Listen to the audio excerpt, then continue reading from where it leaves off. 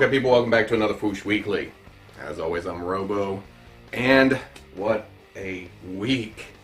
Well, it's been longer than a week, hasn't it? Time just flies by when you're having fun, talking about plastic, talking about toys, talking about action figures. And of course, I'm referring to San Diego Comic-Con. That was last weekend. Yeah, I've been kind of dreading this weekly because there's just so much shit to talk about. I mean, too much.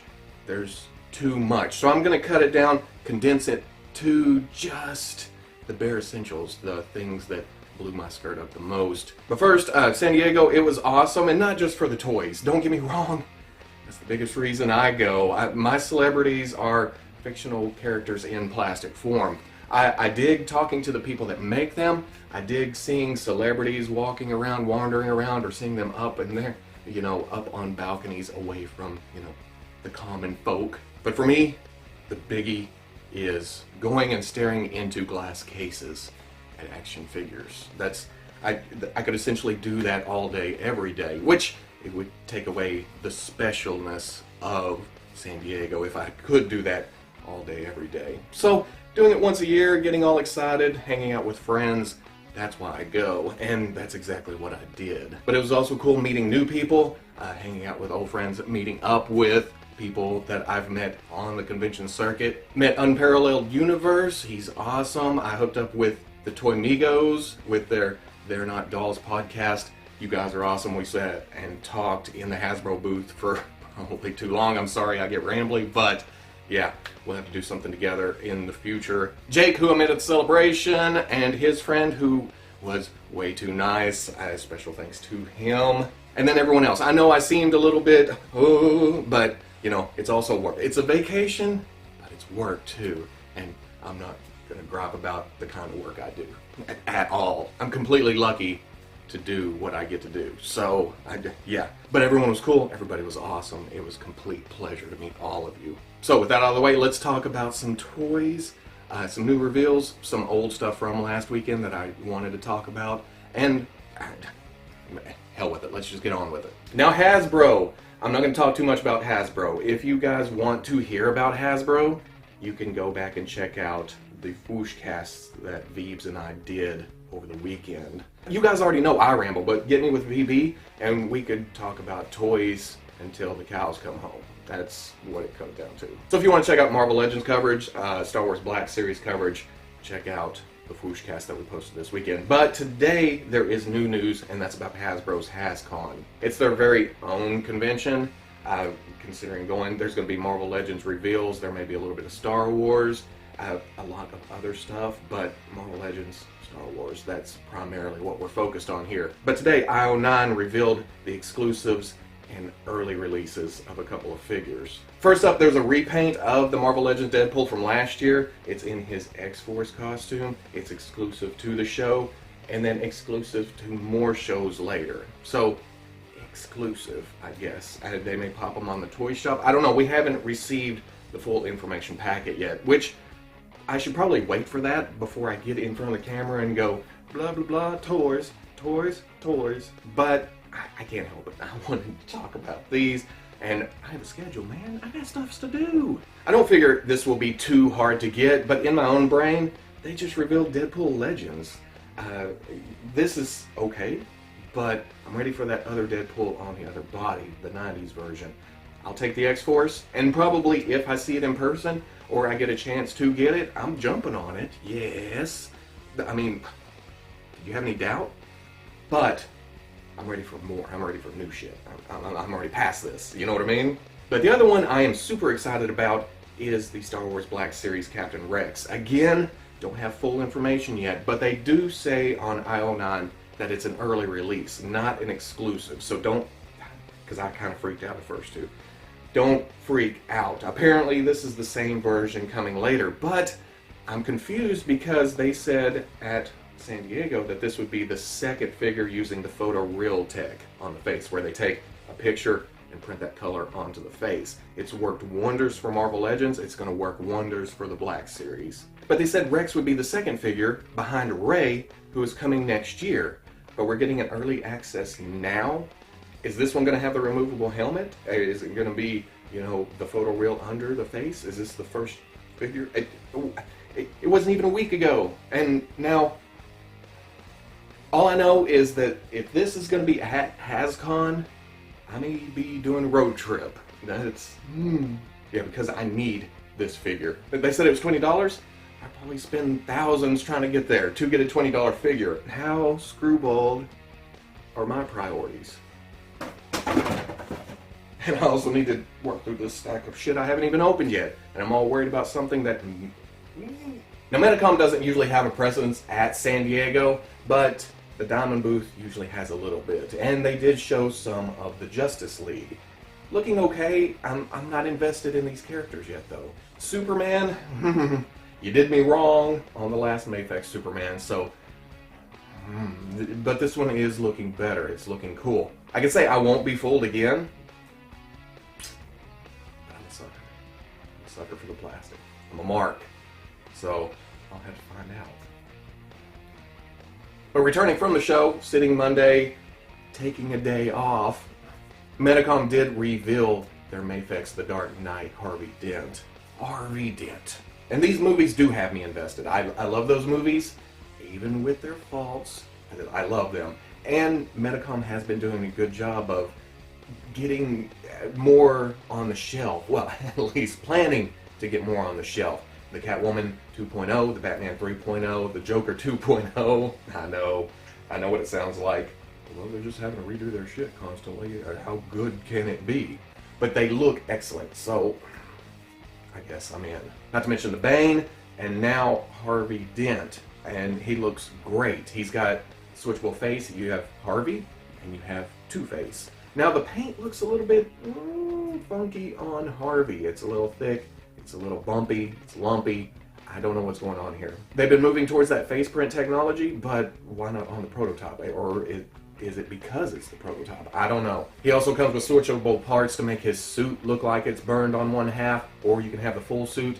He has a pistol, he has a little button, and he has a little coin, which will probably fall into carpet hell at some point. I appreciate the effort, don't get me wrong. But yeah, little parts like that, they inevitably disappear.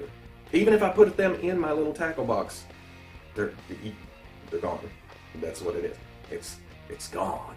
That's the second time I made this joke this week, I think. But whatever.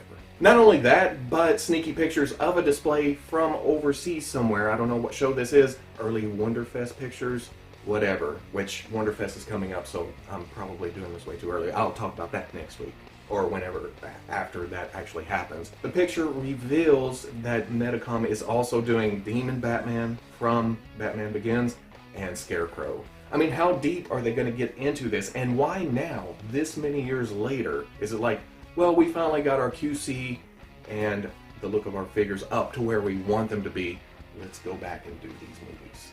I don't know, whatever, but I appreciate that they're digging deep, whereas I figure Figuarts isn't going to go that deep. So, yeah, I think I'm in for the MAFEX line.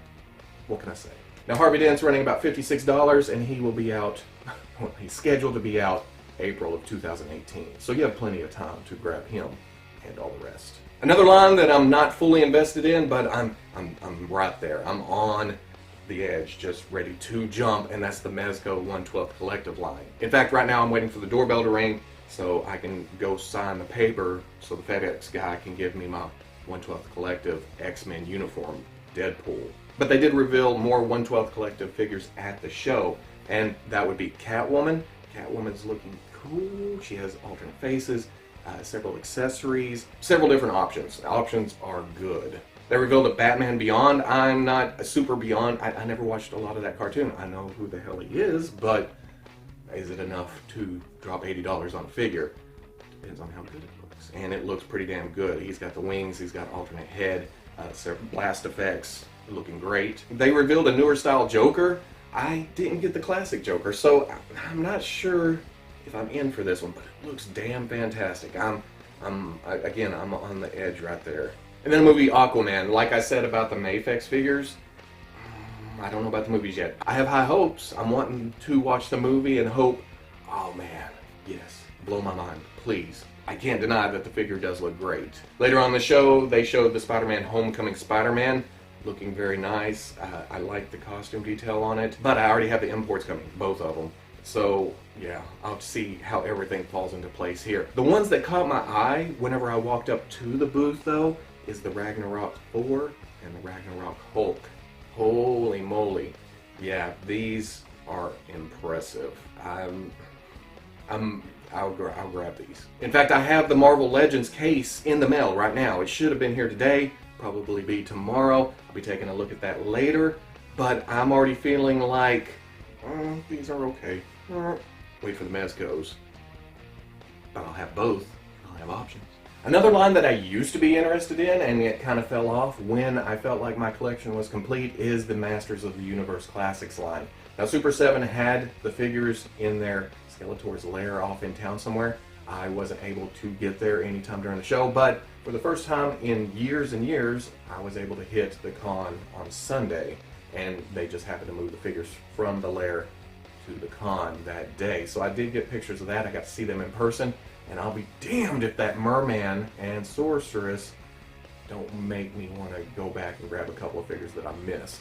I'm more of a classic guy, I'm more of a filmation guy, so when I started doing the movie characters and stuff like that, I kind of lost interest. I was able to hold off on getting Hordak and the last assortment, the last four, but I'll be damned. I'll have to go back and grab those just because of this Mer-Man. This Mer-Man looks so great, so clean, so nice, so filmation, that this is why San Diego kind of sucks, because it's hard to budget afterwards. The sheer excitement of seeing it all in person makes me, I need this, I need this, I need this, and then I walk to the next booth, which is like this. You walk in, oh, that looks cool, great, yeah, there's more, okay.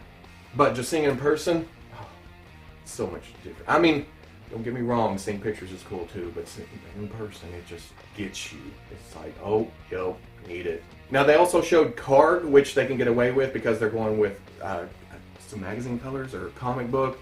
It's not actual movie colors, but it's damn close because, wait, how do they do card? They're doing Dalamug, they're doing the crazy Horde Mummy, which may, how, I don't know, but it's cool that they're getting that out there. And then the Tongue Lasher.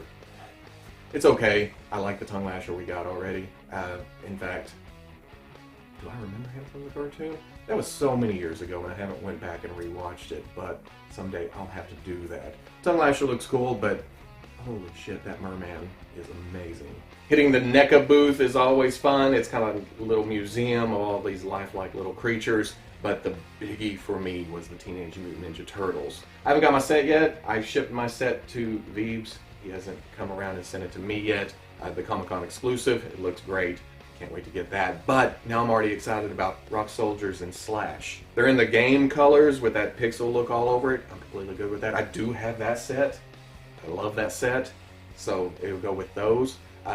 There's an unannounced figure for that set. I don't know where it's coming out. I don't know how. I may have missed it. That's the thing about being in San Diego. Sometimes the people on the computers watching all the footage, they get more information than those of us actually there. That's just how it works because of the just the blur of everything shooting in front of you. The pretty colors, the pretty plastics. You know what I mean. Another thing that did catch my eye in the booth was the Casey Jones 1/1 scale mask. Even though I don't have the hair for that anymore, 10 years ago I would have been all over it.